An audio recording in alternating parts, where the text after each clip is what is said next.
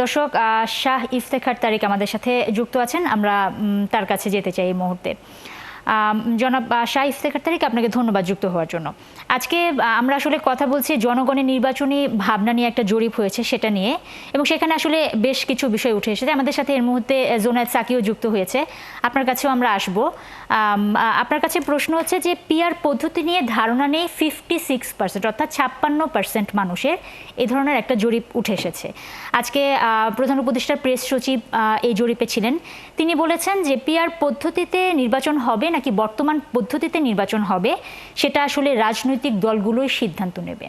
তো যেখানে আসলে 56% মানুষের ধারণাই নেই পিআর পদ্ধতি কি, তাহলে আসলে কিসের ভিত্তিতে এই ভোটটা হলে ভালো হয়, বা কি ভেবে তারা আসলে নির্বাচনে ভোট দিতে যাবেন, আপনি কি মনে করেন? ধন্যবাদ আপনাকে। যারা আলোচনায় যুক্ত রয়েছেন তাদেরকেও ধন্যবাদ জানাচ্ছি।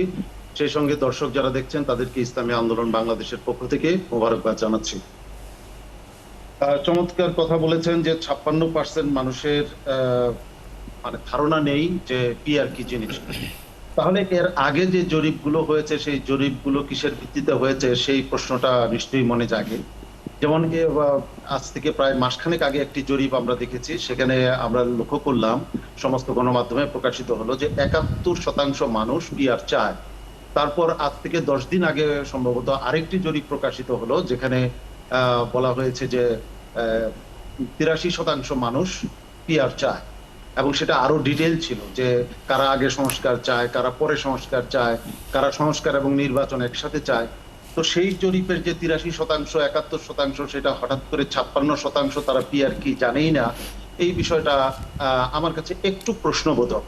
আরেকটা বিষয় এখানে উল্লেখ করার বিষয় যে পিআর মানুষ জানে না কিভাবে। মানুষ তো আসলে মার্কাই ভোট দেয়, বা মানুষ যেমন খালেদা জিয়া যেমন বিভিন্ন জায়গায় আমাদের বিএনপির নেত্রী, তিনি তো 5টি আসনে ভোট করেছেন, তিনি তো তার এলাকার লোক না, তারপরেও মানুষ ভোট দিয়েছে কেন?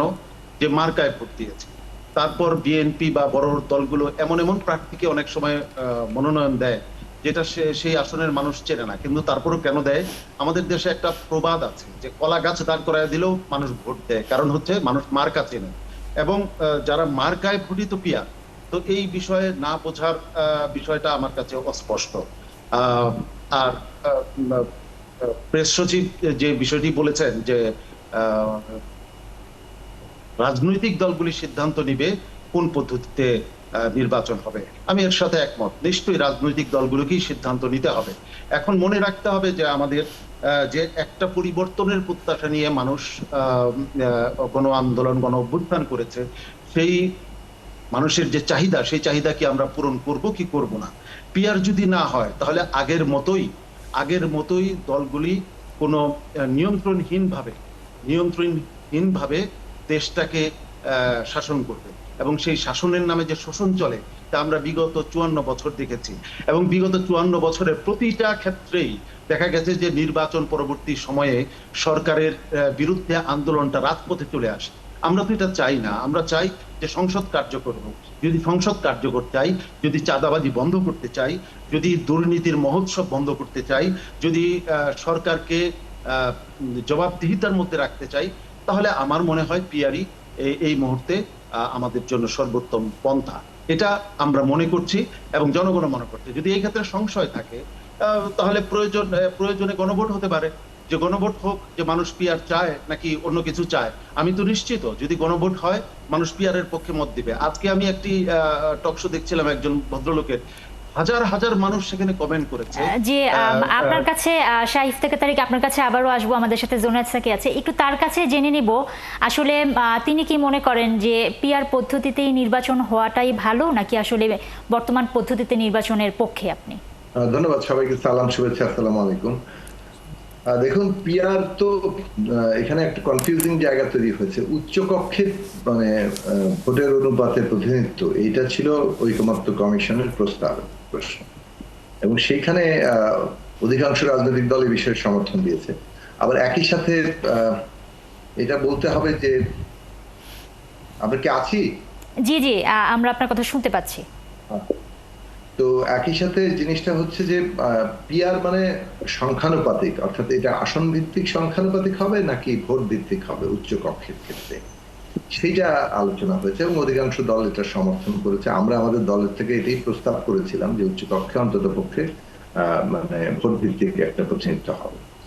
অন্যদিকে বিএনপি সহ কয়েকটি দল এই বিষয়ে তাদের নোট অফ ডিসেন্ট দিয়েছে, আবার বেশ কয়েকটি দল আছে পুরো উচ্চকক্ষ নিয়েই নোট অফ ডিসেন্ট দিয়েছে। কিন্তু নিম্নকক্ষে পিআর, যেটা এখন ইসলামী আন্দোলন কিংবা জামাত ইসলামী সহ কয়েকটি দল তারা দাবি তুলছেন, সেটা কিন্তু ঐক্য কমিশনের এজেন্ডার ভুক্ত নয় আলোচনায়। তো যেটা হচ্ছে যে এইটার একটা দাবি, এই দাবি আপনি উত্থাপন করলে ঐকমত্য কমিশনের এজেন্ডাভুক্ত করবে কিনা, এখন সেই সময় আছে কিনা, এটা একটা গুরুত্বপূর্ণ প্রশ্ন।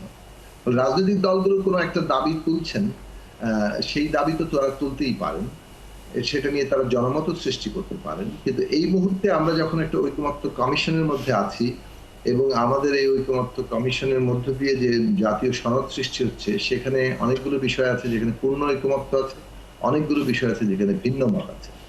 এই ভিন্ন মত যেসব বিষয়ে তৈরি হয়েছে তার বাইরেও আবার অনেক দাবি দেওয়া আছে যেগুলো নিয়ে কোনো আলোচনাই হয়নি, ফলে সেগুলো বিভিন্ন দল বিভিন্নভাবে জুনায়েদ সাকি, এই বিষয়ে যদি আপনার কাছে একটু আসি, ঐকমত্য কমিশনের কথা আসছে, রাজনৈতিক দলগুলোর কয়েক দফায় আসলে ঐকমত্য কমিশনের সাথে, আমাদের সাথে শাহ ইফতেখার তারিক আছেন, আমরা আবার তার কাছে একটু ফিরে যাই।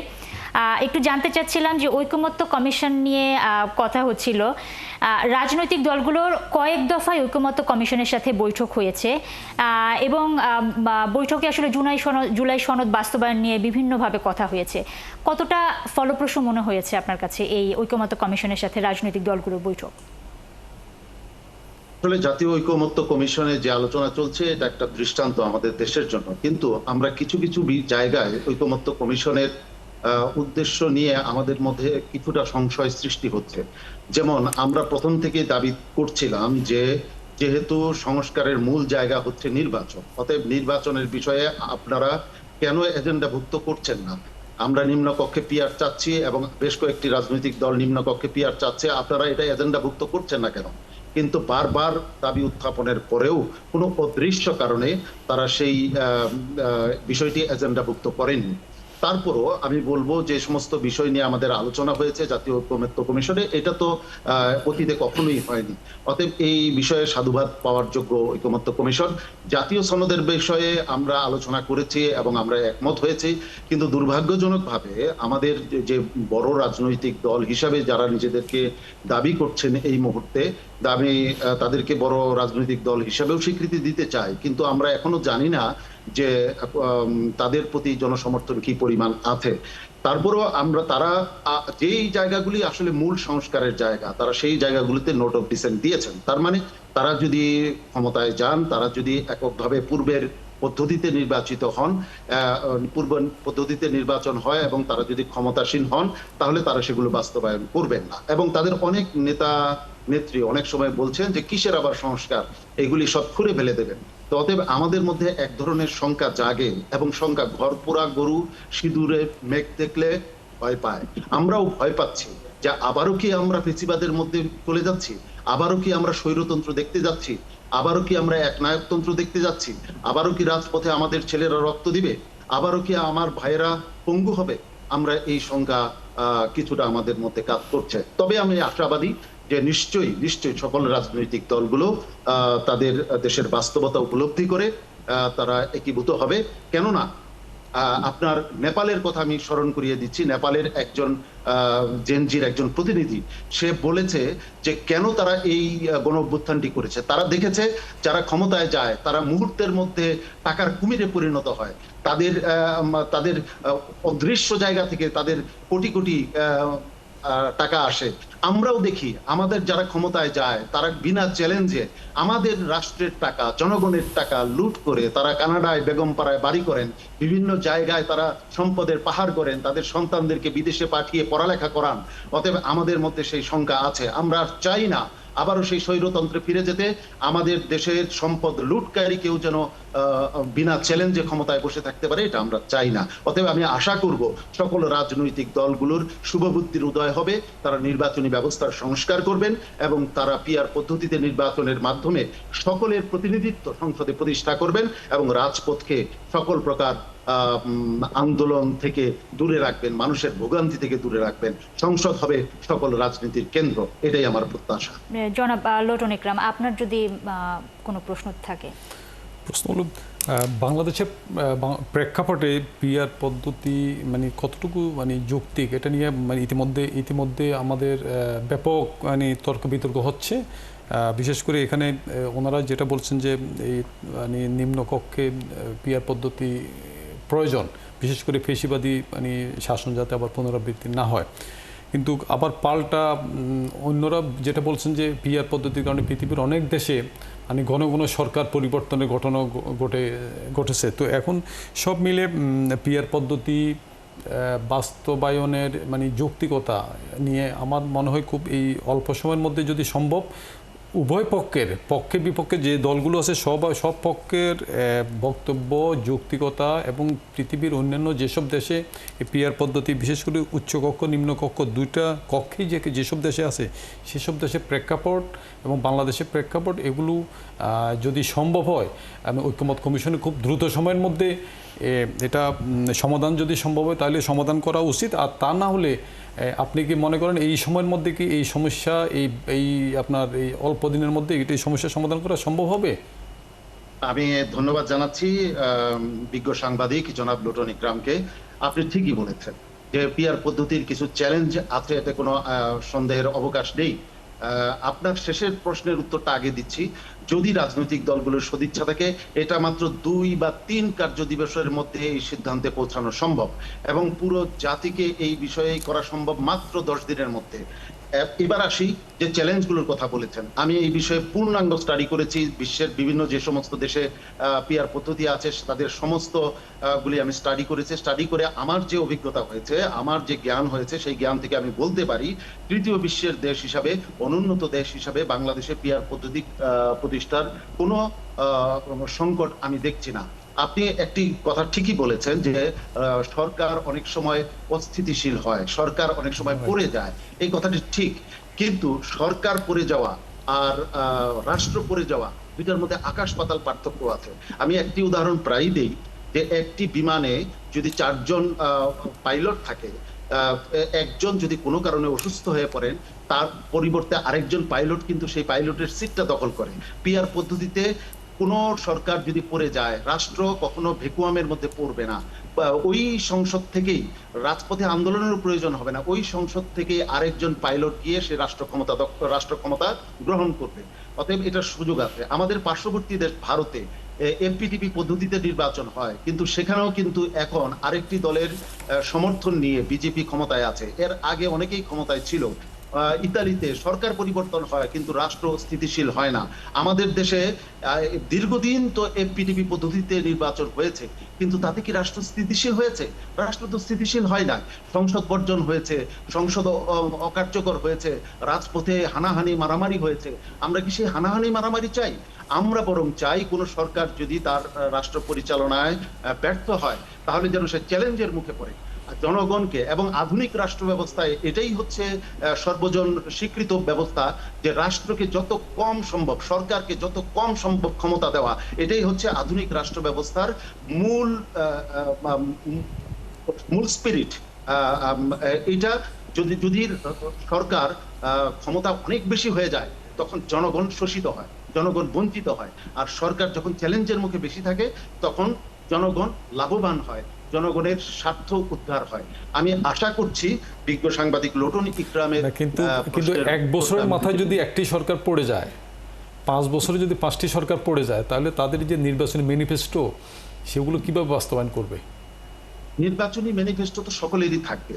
1 বছরের মাথাও যদি পড়ে যায় তাতে রাষ্ট্রের কোনো সমস্যা হবে না। রাষ্ট্র কিন্তু সরকার চালায় না, রাষ্ট্র চালায় প্রতিষ্ঠানগুলো। আমাদের অতীতের সরকারগুলো রাষ্ট্র চালিয়েছে, রাষ্ট্র চালানোর কারণে প্রতিষ্ঠানগুলোকে তারা দলীয়করণ করে অক্ষম করে দিয়েছে, একেবারে ধ্বংস করে দিয়েছে। আর আমাদের যদি প্রতিষ্ঠানগুলি সক্ষম হয়, রাষ্ট্রের নেতৃত্ব দেখা গেল একজনের হাত থেকে আরেকজন গেছে, কিন্তু রাষ্ট্রের মধ্যে তার কোনো প্রভাব পড়বে না।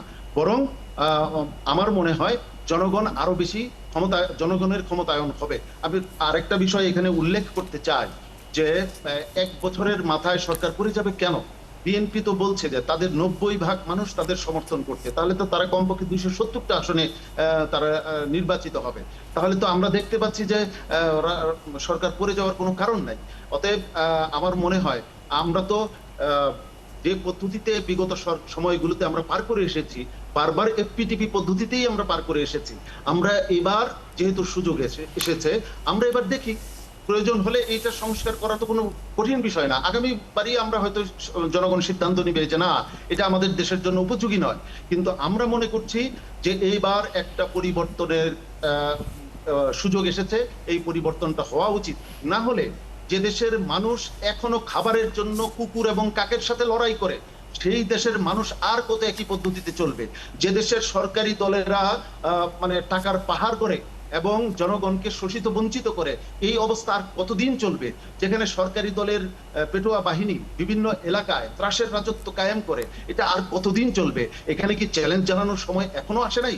জনগণ আশা করছে যে এবার সকল রাজনৈতিক দলগুলোর শুভবুদ্ধির উদয় হবে, তারা সহনশীলভাবে বৈঠকে বসে এটাকে সমাধান করবে এবং এক্ষেত্রে উদ্যোগ গ্রহণ করতে হবে। জনাব শাহ ইফতেখার তারিক, অনেক ধন্যবাদ আপনাকে আমাদের সাথে যুক্ত হওয়ার জন্য। আমাদের সাথে ছিলেন কেন্দ্রীয় সাংগঠনিক সম্পাদক ইসলামী আন্দোলন বাংলাদেশের জনাব শাহ ইফতেখার তারিক।